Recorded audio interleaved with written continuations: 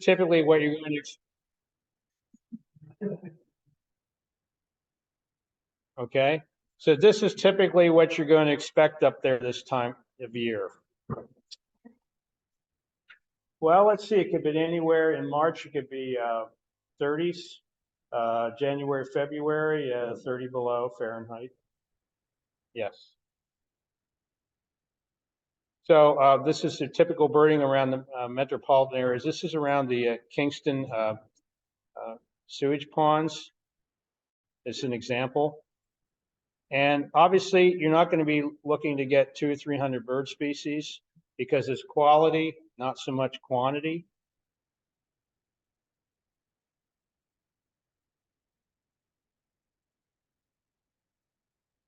So most of these photos are taken from Ontario.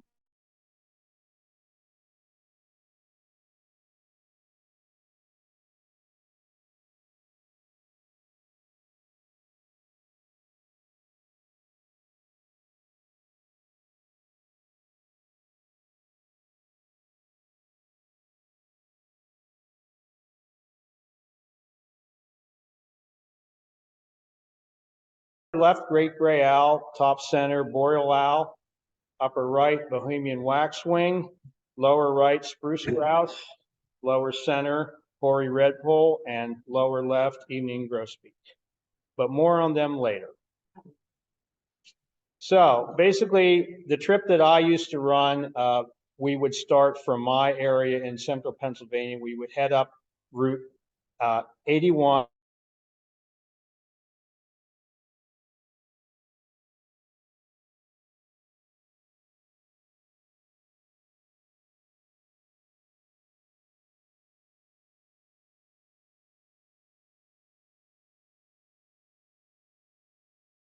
Viewing tower looking north into Canada.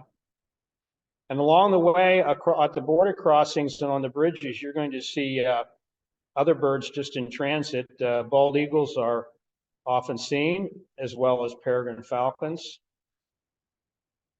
And our first stop is going to be in the Kingston area, taking the Millhaven ferry over to Amherst Island.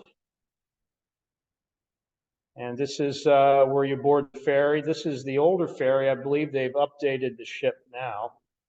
And it makes the crossing a channel from Millhaven to Amherst Island. The channel is kept open in the wintertime by an airline that runs bubbles up to the surface to keep the ice open. And it runs pretty much on the half hour one way or the other. And just some shots from the ferry.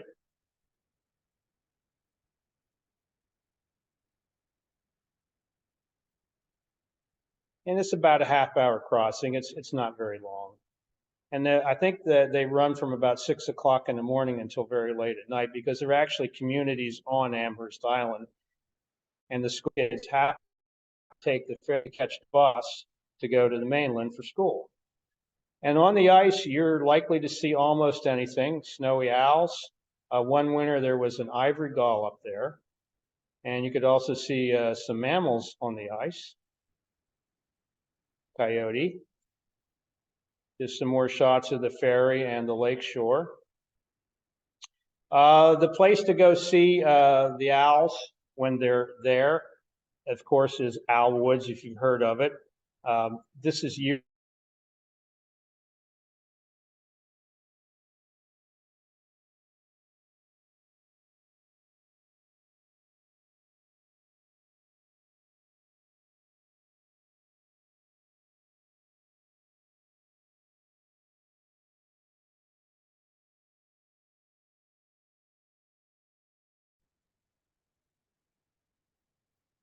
this is a map of the island, courtesy of Dr. Scott, and overlaying it with a satellite image. Red circle is Owl Woods. Zooming in, this area is owned by the Kingston Field Naturalists. It's got some nice trails into some jack pine woodlots and some open clearing areas with feeders. A lot of rules up there now. I'll just let you read them. They're very particular about people's behavior. And I should tell you that they don't advertise owl reports anymore. They used to at least advertise or post snowy owl reports, but they don't anymore. They keep it pretty quiet. So getting information can be a little difficult. You can sort of read between the lines if you see reports from Amherst regarding rough-legged hawks, red-tailed hawks, and other field birds and predators, but they're not going to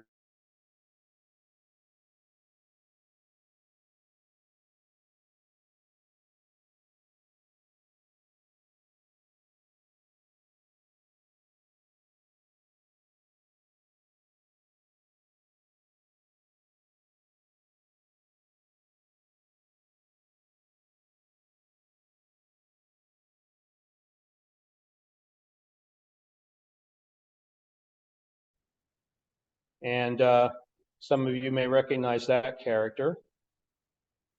And this was in 1994 when Dr. Scott had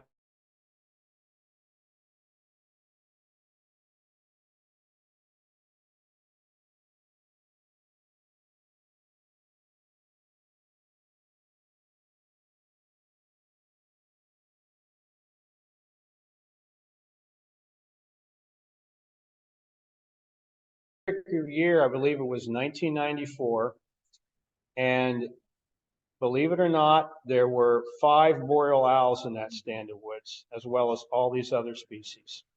So he showed us 3 of the boreal owls and said, go on and find the other 2, which we did. So we learned a lot on that trip. And of course, the chickadees are super friendly up there. On a good winter, you're going to at least see northern saw-whet owls.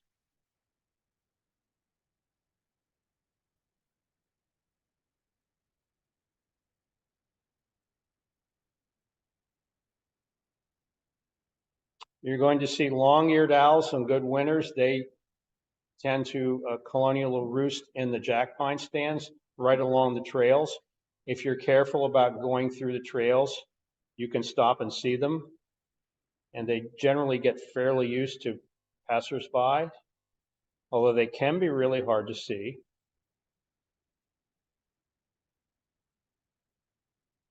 So looking at the image on the left, how many long-eared owls do you think are sitting in that tree? You want to take a guess?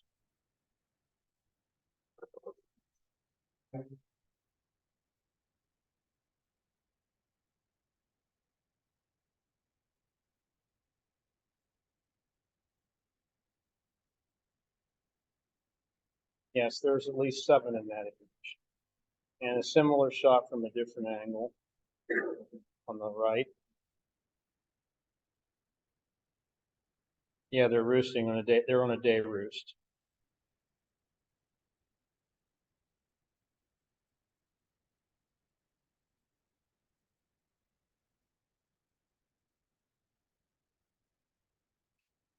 One of the problems in the owl woods woodlot is that long-eared owls are sometimes susceptible to predation, and there's usually 2 culprits involved: northern goshawk and barred owl. Outside in the open area and along the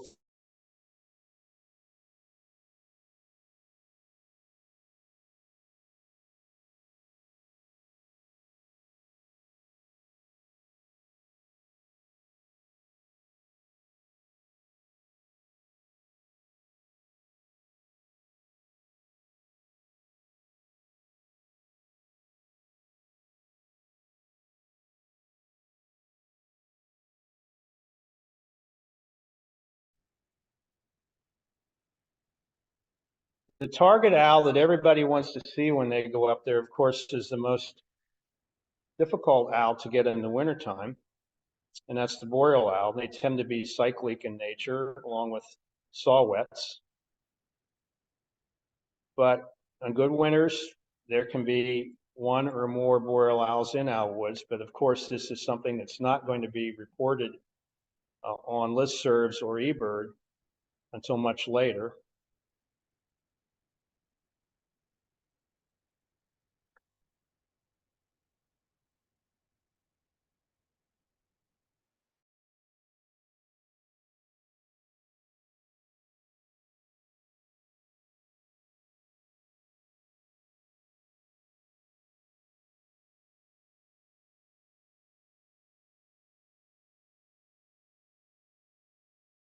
occasion, it can be hard to tell them apart. But the easiest way to tell saw-whets apart from boreal owls, if they're in the same habitat at the same time, is to look at the bill. Saw-whets always have a dark bill. Boreal owls always have a light bill. And you can also see other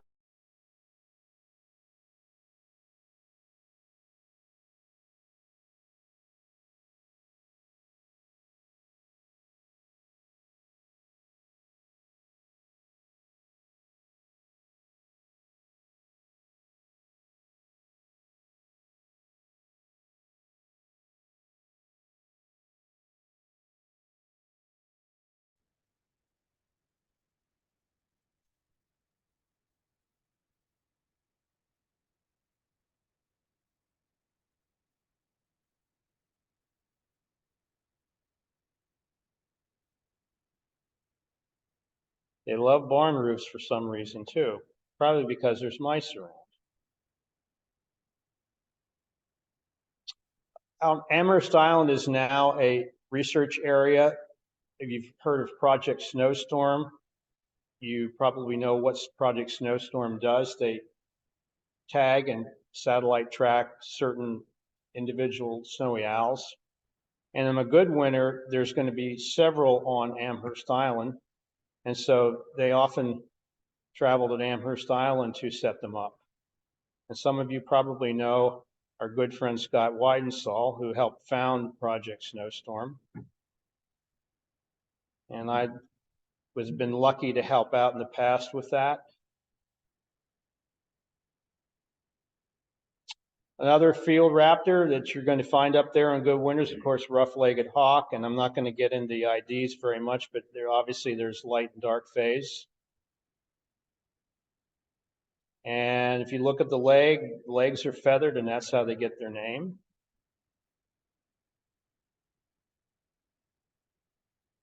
This is some photos of light phase and dark phase, red or rough-legged hawk.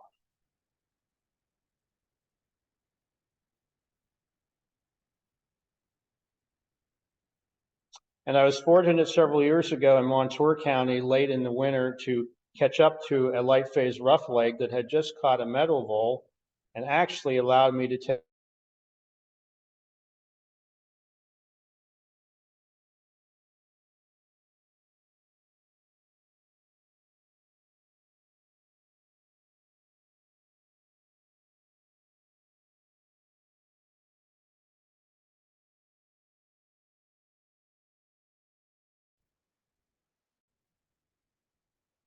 got a red tail on the right and a rough leg on the left.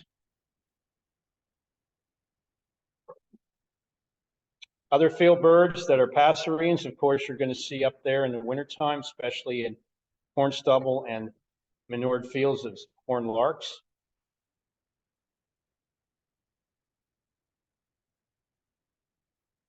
Snow bunnings. We got an interloper in that shot.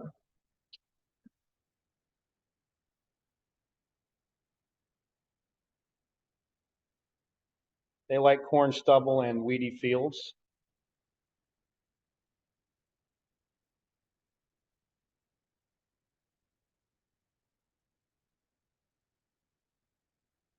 Dan remembers that shot.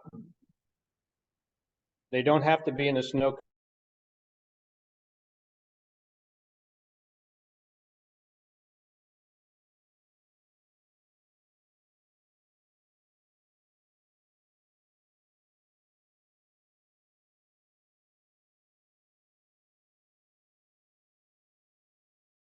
Horned larks. For years, I wondered how I was going to pick one out of a flock of horned larks and snow bunnies, but it kind of hit me. You look for a bird that's a little bit smaller than the other two species and looks like a sparrow. And that's the easiest way to pick them out. You can see they're smaller than snow bunnies and smaller than horned larks. But they love manured fields as well. And if the flock's big enough, there's a good chance that you're going to have a few Lapland longspurs in there. This one I caught in March back home. one returning north, and it was a male who was just coming into breeding plumage. This was a late March snowstorm. So another island that is nearby is Wolf Island. It can actually be seen from the east end of Amherst Island.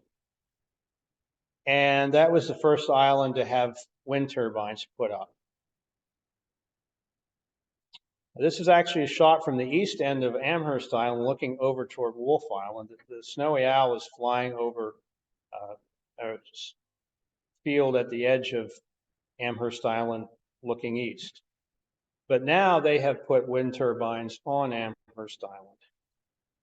And there's a lot of controversy about that. There's a lot of concern that it might affect some of the migrant raptors there, including snowy owls and short-eared owls.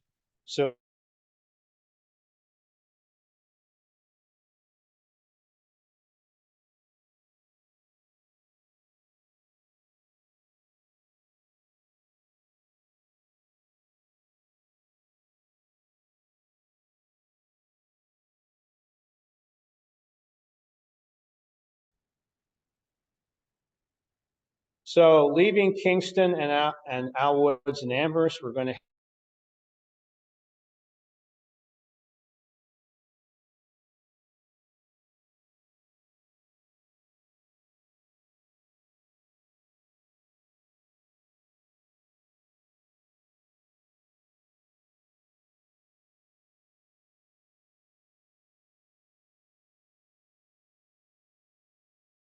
Ottawa River. And it freezes over, and some people are brave enough to drive out on the ice. I stayed out of the vehicle when he did that. Yeah. Be careful what you wish for. Birds in the metropolitan area up there are both waxwings, cedar waxwings. And on a good winter, in fact, in most winter, you're going to have Bohemian waxwings, sometimes in residential areas where there's a lot of crabapple and hackberry.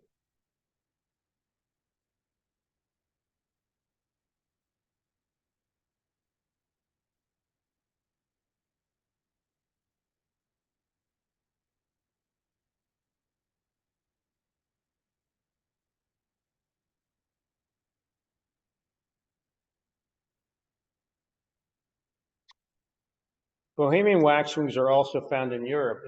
This photo and the next one were sent to me by a friend in England.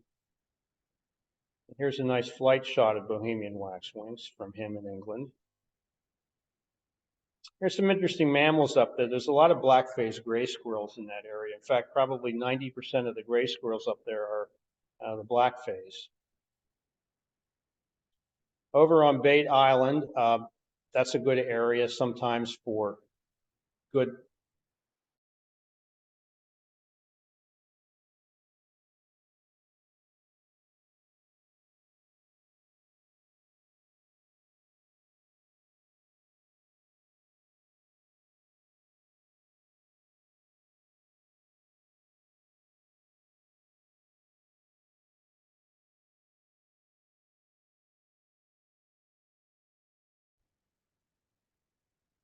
And here's a nice comparison shot. You have common goldeneye and a Barris goldeneye together.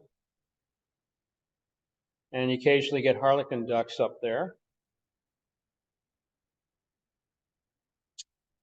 Falcons, up to 4 species of falcons depending on the winter.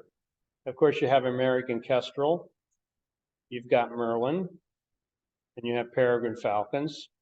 And on a really good winter, you might get a gyrfalcon.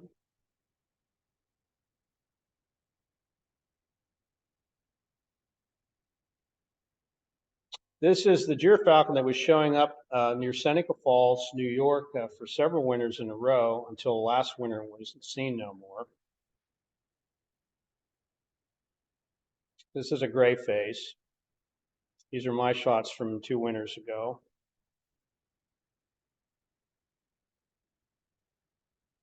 This is a shot of a white-faced gyrfalcon.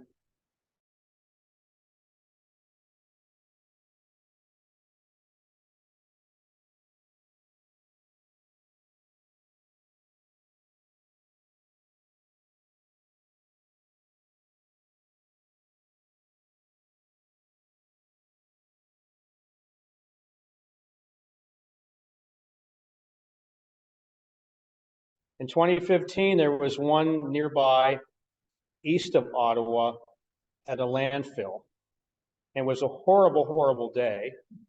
And this is the look that everybody got at a gray-faced gyrfalcon. But hey, it was a lifer for a lot of people on that trip. And Ben DeLabio, Bruce DeLabio's son, was our guide, and it was a horrible, horrible day. He was very frustrated. He did a really good job trying to find stuff, but the only bird that even barely cooperated was this gyrfalcon. However, we came back a few days later and hit an area where we did pick up a nice flock of Bohemian waxwings. This is a brown face. It was bouncing back and forth for a few years between Penn Argyl, Pennsylvania, and across the border in New Jersey. I photographed it on a very foggy morning on the Jersey side, wishing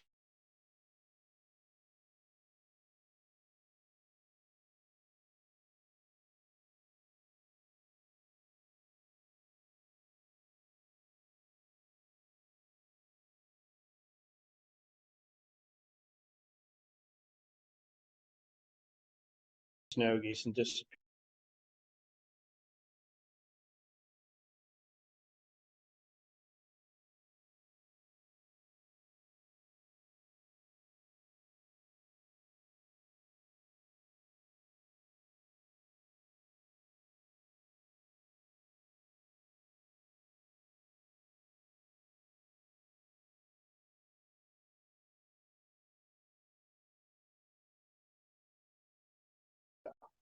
It's not the heaviest owl, but it's the largest in size. The females can range to almost a length of nearly 3 feet.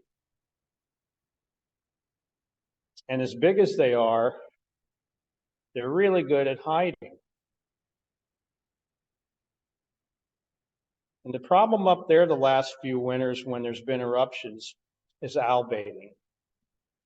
Unfortunately, it's not illegal up there, but it's highly considered unethical, and it's discouraged as much as possible. However, there are several people up there and down in this area too that insist on baiting owls. And the problem is not only do you habituate the owl to people, but if you're doing it along a road, you could possibly force the owl to fly across the road to get the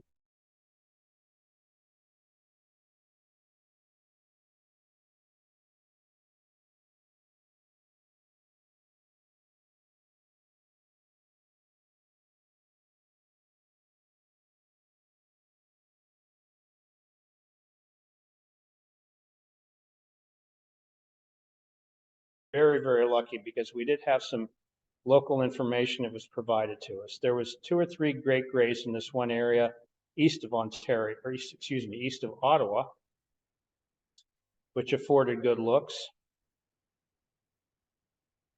And you may recognize some of these folks from PSO.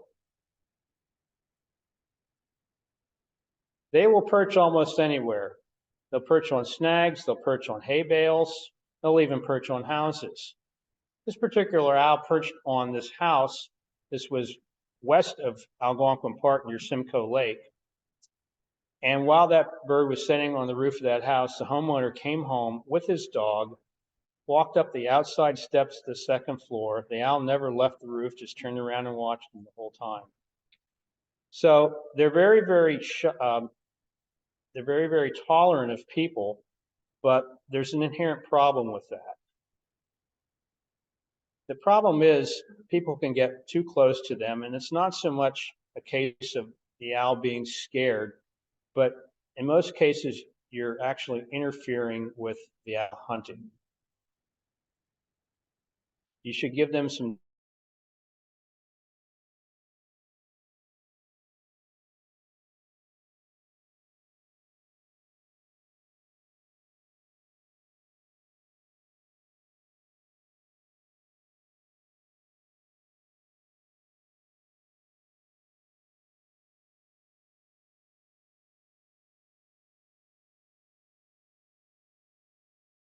years ago, and they got some nice flight shots.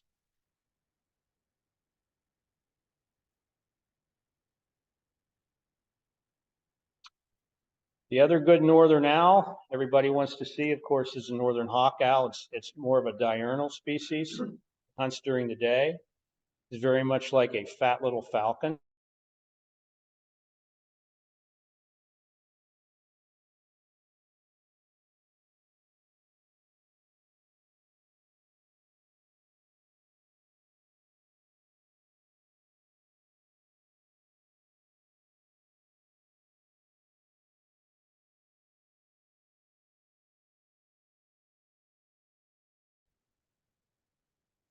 This is one that was in New York many years ago.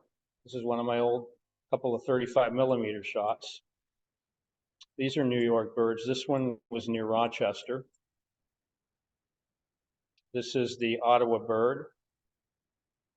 And one of the first Canada located northern hawk owls I saw was up across the river about an hour north in Quebec on the other side of Gatineau Park. And let's see if this little digiscope video clip will work.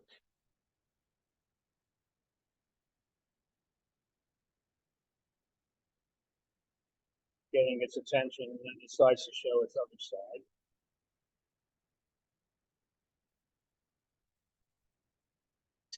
When we were up there in 2013, we had some inside information from the local bird guides. He was kind enough to give this information. The Fletcher Wildlife Garden in Ottawa actually had a boreal owl in one of the pine stands. So Bruce DeLabio was kind enough to give us this information. We were hoping to catch up with him on that particular trip, but he was unavailable. This is the same bird photographed by two different people in Fletcher Wildlife Garden. Northern shrike, that's another.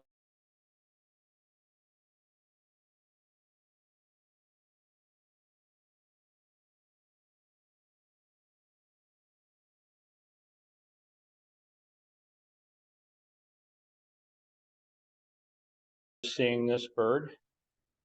I once got to see it working on a mouse that had impaled on a bush. This was my pre-digiscope days, and I really wish I could have gotten some images of that. But at least I've seen that. Bald Eagle State Park in Center County has in some winters been a good winter to find them, but they've been absent from there the last couple of winters. Right now, Rose Valley Lake in Lycoming County currently has one, and the old McElhatton Reservoir near Loganton currently has one in Clinton County. This is the one that's at Rose Valley, or at least a few years ago. Gray partridge. This was an introduced species into the United States and Canada in the 19th century. It's countable, however, it's declining. You used to be able to find it in the Cape Vincent, New York area, northwest of Watertown, near the Canadian.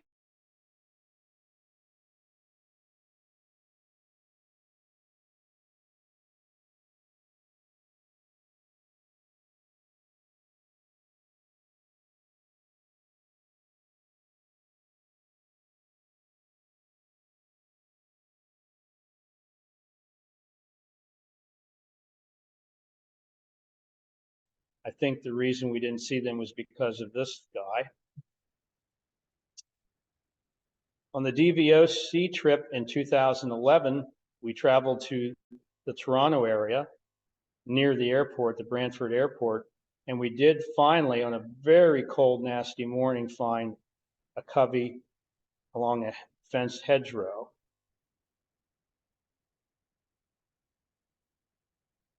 So leaving Ottawa and traveling due west to Algonquin Provincial Park, one of my favorite places in the world. The east side, the little town of Whitney, it's small, it's got some amenities, two or three restaurants, a gas station. The hotel accommodations used to be very limited, but now there's at least 4 hotels, motels in the area that are open even in the wintertime. This is one of the few places you can go to eat. This was one of the few places you could stay at back then, but like I said, there's now 3 more hotels have opened up. The park was founded in the 1890s. The Friends of Algonquin Park, who manage the park, the visitor center and the bookstore, this year is their 40th anniversary.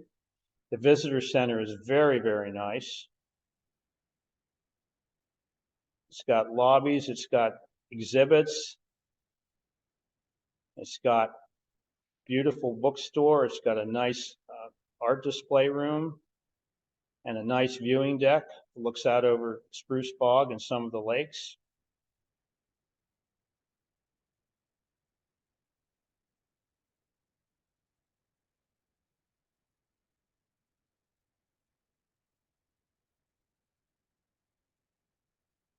And that's my friend Mike Fialkovich from Three Rivers Birding, apparently pointing something important out. I don't remember what. The feeders there have all kinds of winter finches, depending on whether it's a good finch year or not. Of course, you could get redpolls, siskins, and all the other finches sometimes be seen along roads picking up grit. Whoops. They'll also feed on conifer cones. Of course, evening grosbeaks. They're there almost every winter. And who gets tired of evening grosbeaks? I don't know. I don't know anybody that gets tired of them. This, of course, was the male, female.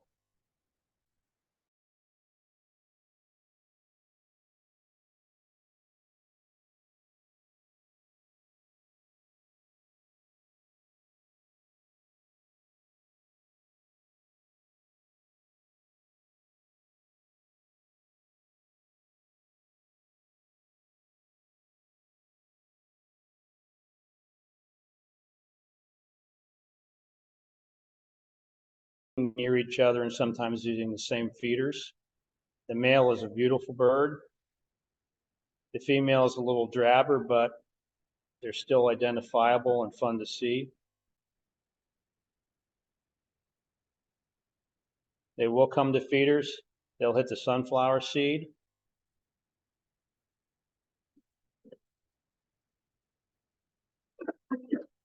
About 2002, 3 finches in Tioga County north of Mansfield.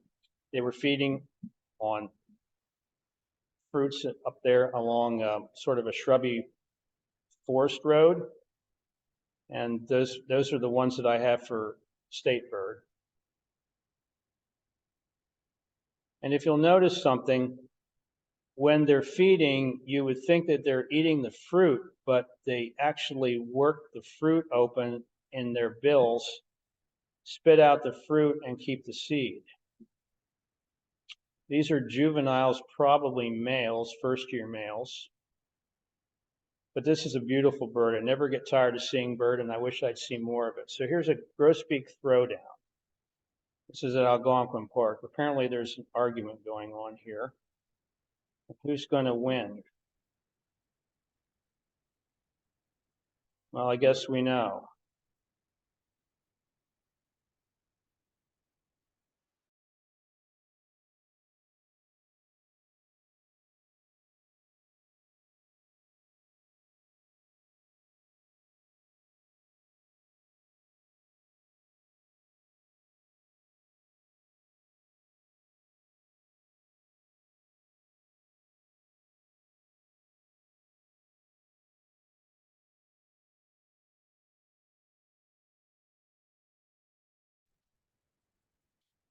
Get purple finches up there in good years. The lower bird is a first-year male. Female. Redpolls. Never get tired of redpolls. This is the common redpoll. There's two main species of redpoll and 4 subspecies, and I'll talk about more of that in a minute. The common redpoll, the one we usually see around here most of the time, is of course the southern subspecies.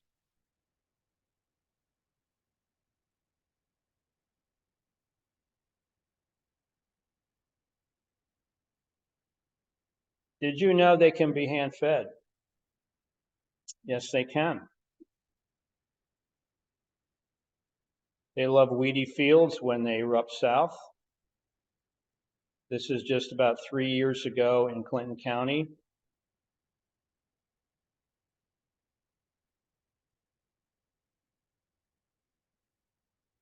Four subspecies.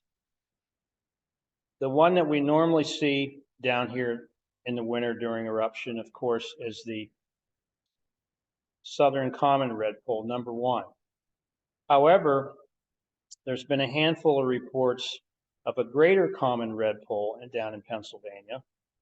And I normally never get anything rare at my feeders, but 3 winters ago, I had a greater common redpoll come to my feeders. And I first thought it was a siskin. When I looked at it again, I saw the red cap and the black.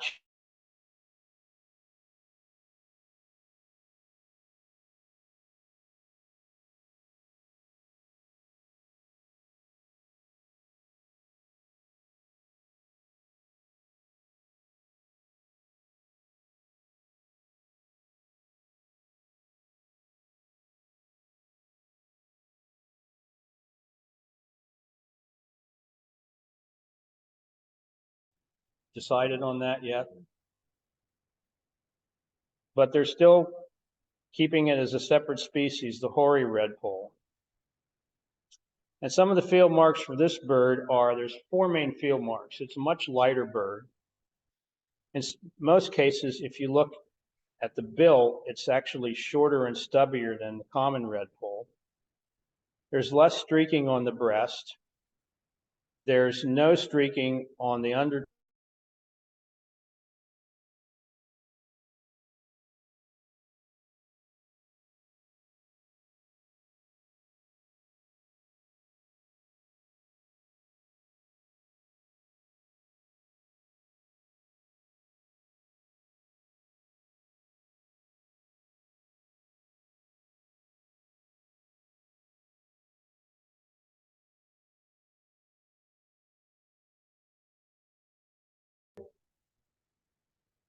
Okay. So if you're going to travel up there in the wintertime, be well aware of the winter conditions. You have to be very careful. You have to be very prepared and watch the forecast because you can change at any moment. It's nothing to be trifled with. But if you're prepared, you can do it. This was one day in 2015 when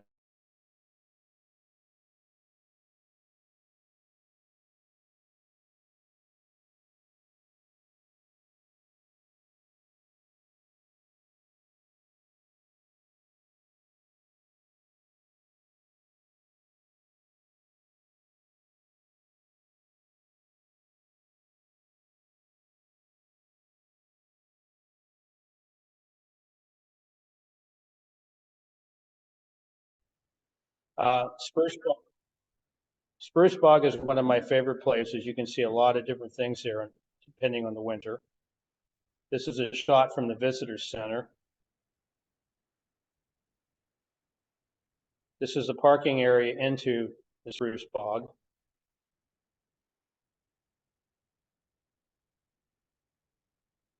If you're going to Algonquin Park, you absolutely have to go to the Spruce Bog because you're going to get a lot of good stuff there if it's a good winter. There's a boardwalk trail there, but it's usually covered, and snowshoeing is recommended. It's not necessary, but it's recommended. It's much easier getting around, even on the boardwalks.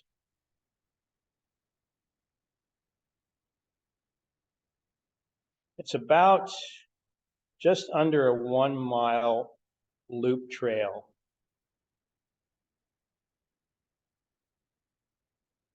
Like I said, snowshoeing is recommended.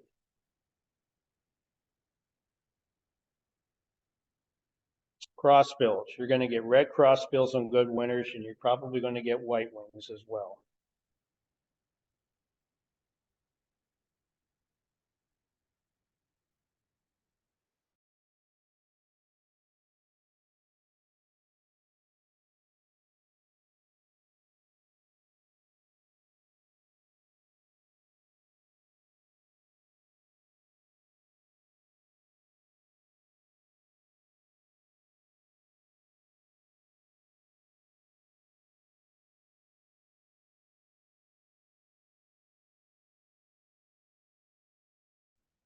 And this is a video, hopefully it works, taken in Lycoming County back around 2009. It was in March. Most of the white-winged crossbills had left. They had fed on Douglas.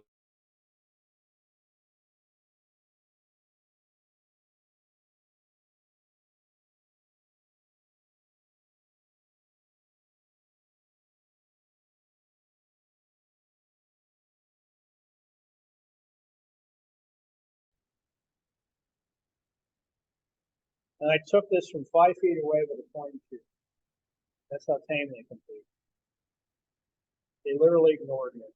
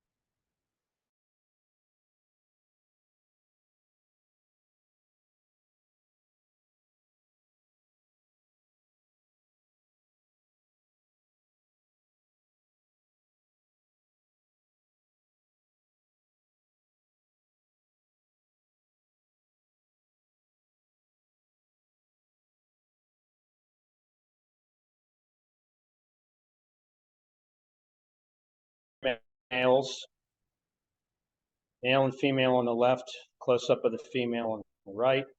These were actually photographed in Clearfield County a few years ago. This bird was found in Algonquin County at the spruce bog. Nice male. This was in Center County a couple of years ago.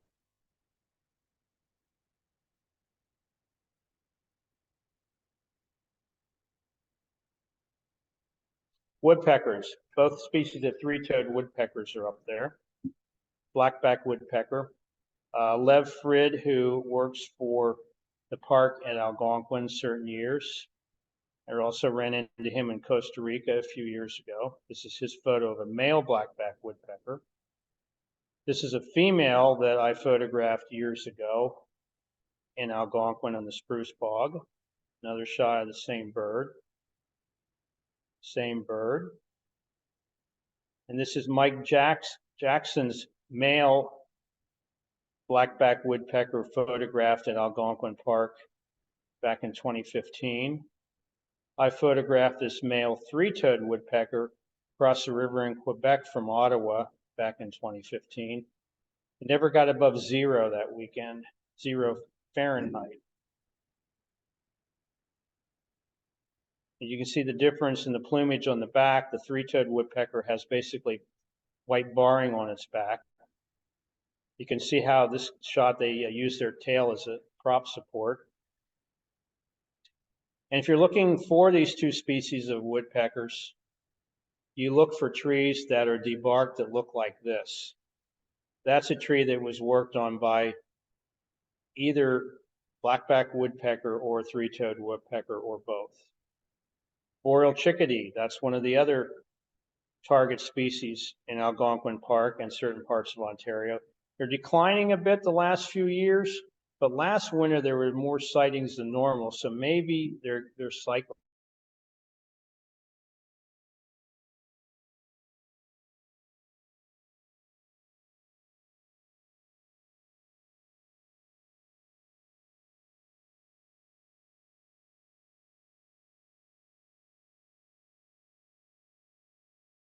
out easily to hand feed.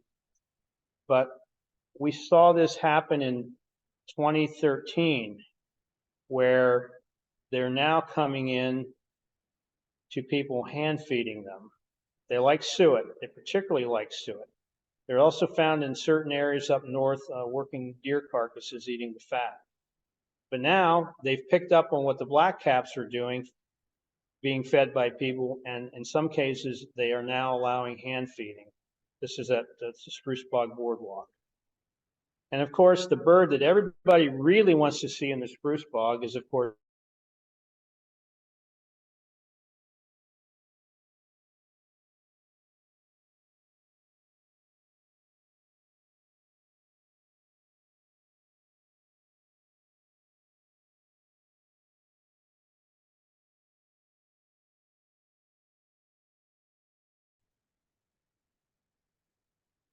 now if you notice, that bird is banded. And what I found out later on, it's part of a study that the New York ornithologists are doing to help determine how they're going to reintroduce spruce grouse into the Adirondacks. But this was at Spruce Bog Boardwalk in Algonquin. Beautiful bird. And I should tell you that I have 3 mounts over there on the table, a male and a female spruce grouse and a male ruffed grouse as comparison. These were legally hunted and shot and obtained from a taxidermist, not in Algonquin Park.